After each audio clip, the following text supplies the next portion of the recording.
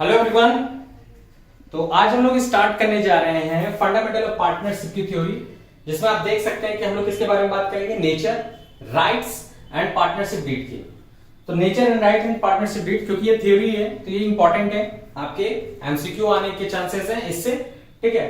तो बिना किसी समय को गवाए आज हम लोग स्टार्ट करें पार्टनरशिप डीड। मैंने इसका पहले से ही पीपीटी कुछ बना रखा है, पीडीएफ बना रखा है, तो मैं बस उसी से आपको बस पढ़ा दूंगा, ठीक है। कोशिश करूंगा कि आपको बहुत अच्छे से समझ में आए, ठीक है। अगर आपको नहीं समझ में आएगा तो आप मुझसे कमेंट सेक्शन में जरूर बताइएगा कि सर आपने ये पॉइंट नहीं बताया, ठीक है। तो आइए स्टार्ट करते हैं पार्टनरशिप डीड, ठीक है। सॉरी, नेचर ऑफ पार्टनरशिप, ठीक है। नेचर ऑफ पार्टनरशिप से पहले मैं आपको एक पॉइंट बताना चाह रहा हूं, उसको बड़ा अच्छे से समझिएगा। देखिए, जब आप लोग क्लास 11th में थे, किस में थे, क्लास 11th में थे, तब आपने जो अकाउंटिंग की थी वो किसकी की थी, सिर्फ एक फर्म की थी, जिसमें सिर्फ एक ही मालिक था, जिसमें एक ही ओनर था। कितने थे, एक ओनर थे।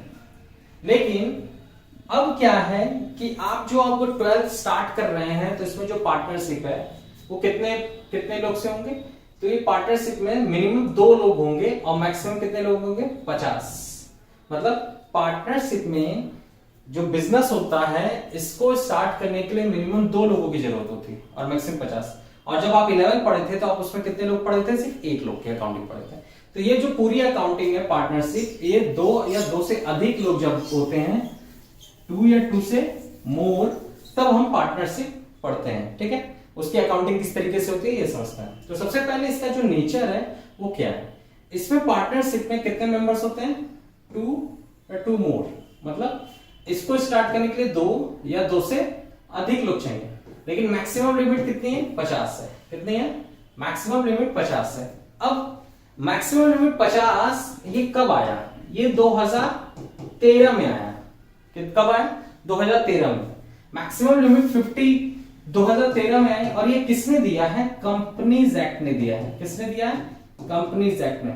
इसका मतलब ये है कि सर पार्टनरशिप का कोई भी एक्ट है, मैं कहूंगा हाँ पार्टनरशिप का भी एक्ट है, पार्टनरशिप एक्ट 1932, पार्टनरशिप एक्ट 1932। ये एक्ट डिफाइन करता है सारी चीज, लेकिन पार्टनरशिप एक्ट में कोई लिमिट नहीं लिखी हुई है कि कितने मेंबर्स होंगे, ठीक है। क्या चीज, पार्टनरशिप एक्ट में कोई लिमिट नहीं। तो फिर ये 50 लिमिट दिया किसने, ये 50 लिमिट कंपनीज एक्ट ने दिया। इस पे एमसीक्यू आया था, जब आप बोर्ड एग्जामिनेशन में एक एमसीक्यू आया था कि the maximum limit of partner is 50 according to which act. तो according to which act, companies act के थ्रू पार्टनरशिप एक्ट में 2050 मेंबर्स होते हैं। इस बात को याद रखिएगा। अब देखिए इसमें ये क्या लिखा, इसी की थ्योरी को थोड़ा सा समझते हैं। देखो क्या लिखा है, देयर मस्ट बी एटलीस्ट 2%। मतलब पार्टनरशिप को स्टार्ट करने के लिए मिनिमम 2% की जरूरत होती है, ठीक है। Partnership act does not specify the maximum person. मतलब पार्टनरशिप ने मिनिमम तो 2 बता दिया, लेकिन मैक्सिमम लिमिट कितनी होगी ये नहीं बताया है, ये मैक्सिमम लिमिट नहीं बताया।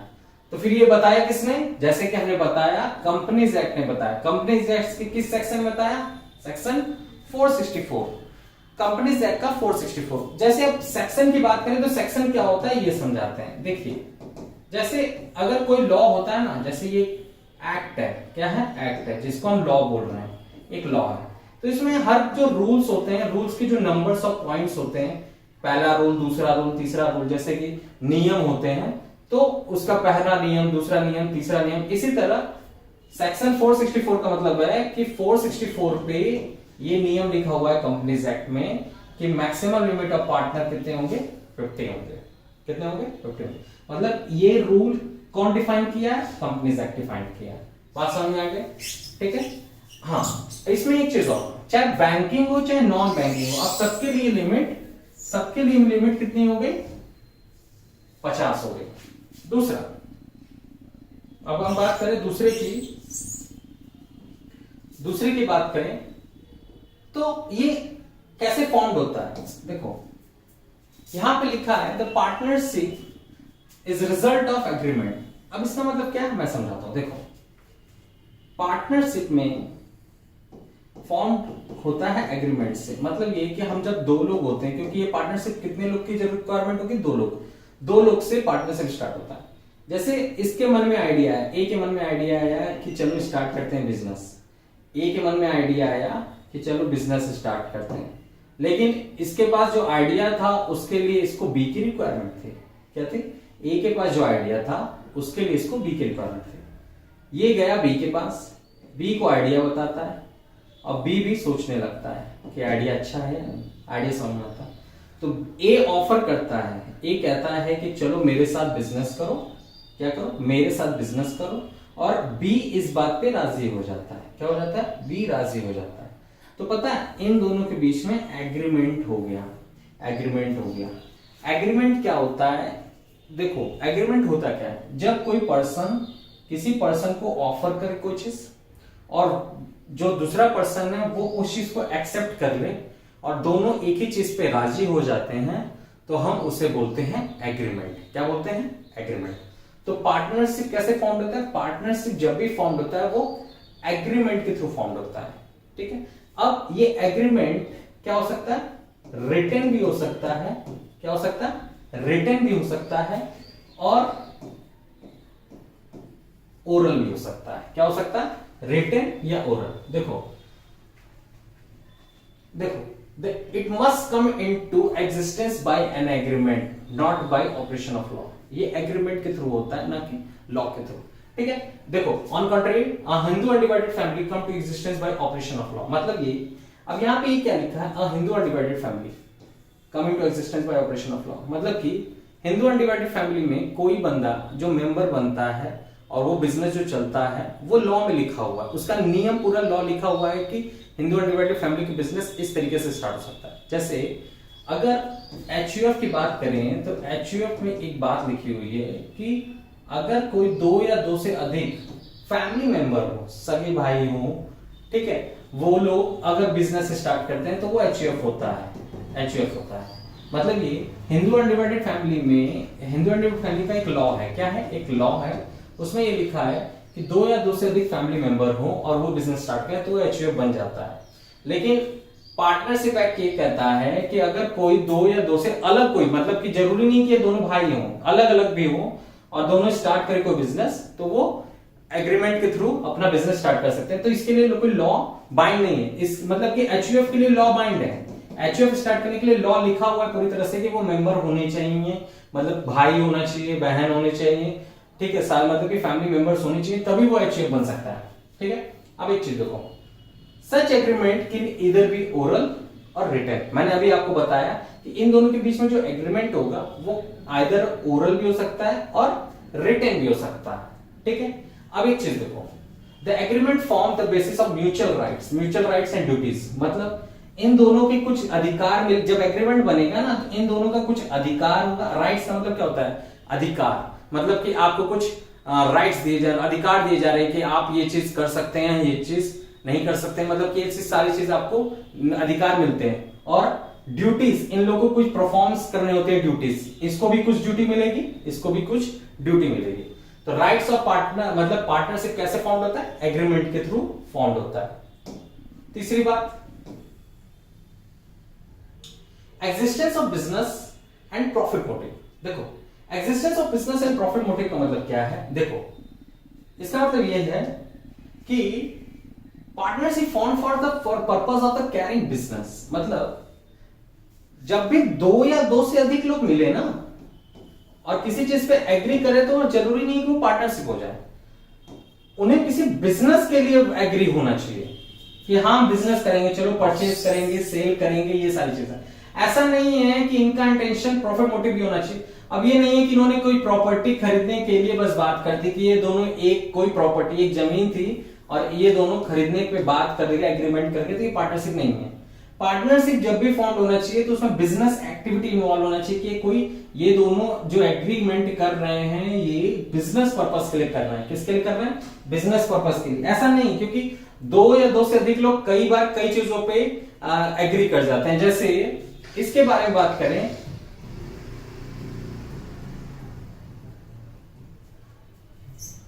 जैसे एक लड़का है ए और ये लड़की है बी, ठीक है, लड़की को थोड़ा सा अच्छे से बना देता हूं मैं,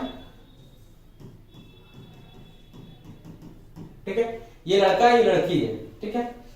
अब एक इसको प्रपोज करता है, ऑफर करता है, will you marry me, will you marry me, ठीक है, और ये एक्सेप्ट कर लेती है। तो इन दोनों के बीच में एग्रीमेंट तो हुआ, लेकिन ये बिजनेस पर्पस के लिए नहीं है, ये बिजनेस पर्पस के लिए नहीं है। तो ये बिजनेस पर्पस के लिए नहीं, तो ये दोनों पार्टनर तो है, लेकिन ये पार्टनरशिप एग्रीमेंट नहीं है। ये पार्टनर तो बनेंगे भाई, क्योंकि हाँ एक दूसरे के पार्टनर बनेंगे, लाइफ पार्टनर बनेंगे, बिजनेस पार्टनर नहीं। कौन से पार्टनर बनेंगे? लाइफ पार्टनर, बिजनेस पार्टनर नहीं बनेंगे। तो ये पार्टनरशिप नहीं है, ठीक है। जाके प्रपोज मत कर देना किसी को कि चलो पार्टनरशिप स्टार्ट कर रहे हैं, एग्रीमेंट बनवा रहे हैं, ठीक है। क्योंकि कुछ ऐसे महान व्यक्ति हैं जो क्लास 12 के सीधे प्रपोज कर देंगे और कहेंगे विल यू मैरी मी, ठीक है।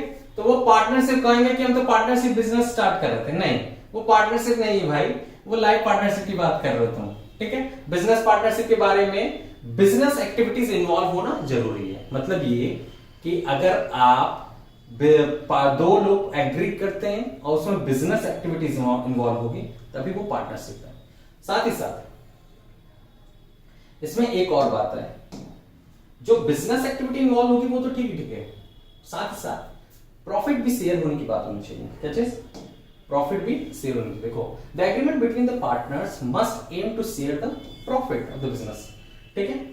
अगर बिजनेस एक्टिविटी इन्वॉल्व हो गई लेकिन उसमें प्रॉफिट शेयरिंग की बात नहीं है तो भी वो बिजनेस नहीं है। देखो लिखा, if some person join hand for the charitable activity, दो या दो से अधिक लोग किसी चैरिटेबल दान वान मतलब कि कुछ समाज सेवा करने के लिए निकले तो भी वो पार्टनरशिप नहीं, वो एनजीओ बन जाएगा। पार्टनरशिप में दो या दो से अधिक लोग मिले, ए और बी मिले, ये बिजनेस एक्टिविटी करें, क्या करें? बिजनेस एक्टिविटी करें। साथ ही साथ उसमें क्या होना चाहिए? प्रॉफिट मोटिव होना चाहिए, प्रॉफिट पर्पस, जिसको वो शेयर करें। क्या करें? शेयर करें। अगर ऐसा नहीं है तो वो पार्टनरशिप नहीं है। It may be agreement upon one और more person shall not be liable for loss. वो जो भी चीज है कि it may be agreed between the partner, one और more them shall not be liable for loss. मतलब ये देखो ऐसा है कि ए और बी पार्टनरशिप में प्रॉफिट के लिए तो एग्री कर गए, लेकिन साथ बी कह रहा है कि मैं लॉस नहीं झेलूंगा। तो ये हो सकता है कि पार्टनरशिप में प्रॉफिट के लिए तो होना मस्ट है कि ये दोनों प्रॉफिट शेयर करेंगे। शायद ऐसा हो सकता है कि बी ये बोल दे कि हम लॉस नहीं झेलेंगे। हाँ, ये हो सकता है। कंडीशन क्या है? कभी कभी जो माइनर होता है वो बेनिफिशियरी तो होता है, बेनिफिशियरी तो होता है, प्रॉफिट अगर होगा तो वो लेगा, लेकिन लॉस होगा तो वो नहीं लेगा, ऐसा कंडीशन आता है, ठीक है। तो प्रॉफिट मोटिव होना मस्ट है। लाइबल की जो मतलब लॉस की लॉस होना मस्ट नहीं है। हमेशा पार्टनरशिप में प्रॉफिट के लिए बात बोली गई है, लॉस के लिए बात नहीं बोली गई है। इस बात को याद रखेंगे, ठीक है। आगे की बात, partnership is a relationship between the principal and agent. Partnership जब भी रिलेशन होता है वो प्रिंसिपल एंड, मतलब ये, अब इसको जरा समझते हैं। जैसे ये ए है और ये बी है, ठीक है। अगर ए कोई वर्क करता है बिजनेस के बिहाफ पे, क्या चीज? बिजनेस के बिहाफ पे ए कोई वर्क करते तो उसका इंपैक्ट बी पे भी पड़ेगा। क्या पड़ेगा? इसका इंपैक्ट बी पे पड़ेगा। और बी कोई वर्क करते बिजनेस के बिहाफ पे तो उसका इंपैक्ट ए को भी पड़ेगा। जैसे एक सिंपल सी बात, अगर बी ने, इमेजिन करें कि एक स्टॉक था बिजनेस का, बिजनेस के स्टॉक था, जैसे मान लेते हैं स्टॉक है, ये स्टॉक रखा हुआ था बिजनेस में, इसने इसे आग लगा दिया, लॉस कर दिया। तो अब ये लॉस कर दिया तो इसका इंपैक्ट ए पे भी पड़ रहा है और बी पे भी पड़ रहा है। मतलब ये अकेले नहीं कि बी की घाट बी का है, और ये ए और बी दोनों पे, या किसी क्रेडिटर का पैसा देने जा रहा था बी, किसी क्रेडिटर का पैसा देने जा रहा था बी, अब बीच में ही पैसा चोरी हो गया। क्या चीज? बीच में ही पैसा चोरी हो गया, तो इसका इंपैक्ट ए और बी दोनों पे पड़ेगा। या एक सिंपल सी बात, किसी बिजनेस ए बी क्या कर रहा था, माल लेने जा रहा था, क्या करने जा रहा था, माल लेने जा रहा था मार्केट में, माल लेके आ रहा था, माल चोरी हो गया और ये माल उधार था, क्या था, उधार, क्रेडिट पे था। तो जो क्रेडिटर बनेगा इस कंडीशन में, जो क्रेडिटर बनेगा, क्योंकि माल उधार खरीदा गया है और माल चोरी हो गया, तो ये जो क्रेडिटर बनेगा इसकी लायबिलिटी ए और बी दोनों पे पड़ेगी, ना कि बी पे अकेले पड़ेगी। तो इसका मतलब ये है कि each partner is agent as well as principal of the firm. An agent because he can bind the other partner, वो दूसरे पार्टनर के बिहाफ पे काम करेगा, ठीक है। साथ ही साथ is act as a principal, वो दूसरों को भी काम दे सकता है, and he himself can bound by act of other partner, और वो दूसरे पार्टनर के बिहाफ पे भी वर्क करेगा, ठीक है। अब इसमें और देखो, मतलब ये कि ए तो कोई काम बोलेगा तो उसका इंपैक्ट उसको बी को भी मानना पड़ेगा, बी कोई काम बोलेगा तो उसे ए को भी मानना पड़ेगा, मतलब दोनों एक दूसरे के लिए काम करेंगे, ठीक है। आई बात समझ में? आगे क्या लिखा है, the business conduct bye, the business carried out by all and any acting of that, मतलब ये कि कोई भी काम, देखो कोई भी काम या तो ये हो सकता है कि कोई एक पार्टनर करे या उस और सभी करें। देखो ये क्या लिखा है, it means that each partner can participate in the conduct of business, मतलब हर पार्टनर बिजनेस में पार्टिसिपेट कर सकता है।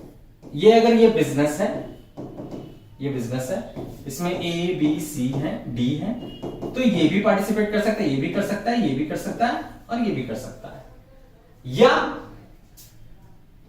इन रेस्पेक्ट, और देखो लिखा है each partner is bound by act and other partner in respect of business of the firm, और साथ ही साथ ये भी है, इसमें ये भी बात लिखा है कि अगर कोई एक पार्टनर कोई काम करेगा, वही बात मैंने जो बताई पिछले अभी कुछ देर पहले, कि कोई भी पार्टनर अगर एक काम करेगा तो उसका इंपैक्ट अदर पार्टनर्स पे पड़ेगा, क्या पड़ेगा, अदर पार्टनर्स पे पड़ेगा।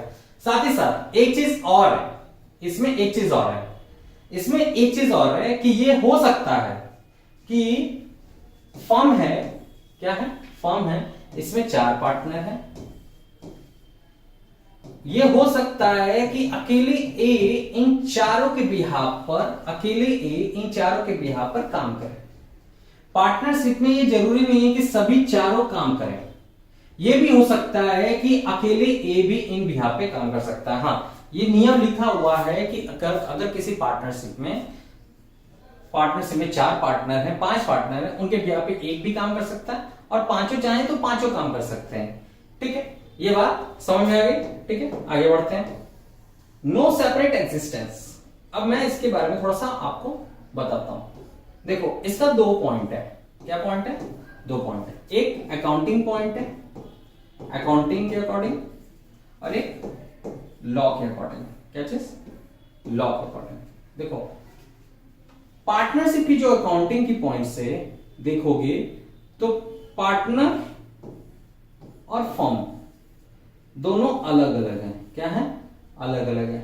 मतलब अकाउंटिंग के पॉइंट से हम फर्म के बिहाफ पे बिजनेस अकाउंटिंग प्रिपेयर करते हैं, लेकिन लॉ ये कहता है कि पार्टनर और फर्म सब एक हैं, सब एक हैं, अलग नहीं है। A partnership firm has a no separate existence, it means member, मतलब ये कि पार्टनर और फर्म अलग अलग सेपरेट लीगल एंटिटी नहीं है लॉ के बिहाफ पे, अकाउंटिंग के बिहाफ पे अलग अलग है, लेकिन लॉ के बिहाफ पे अलग अलग नहीं है। It means that agreement entered in the firm enforceable by each partner separately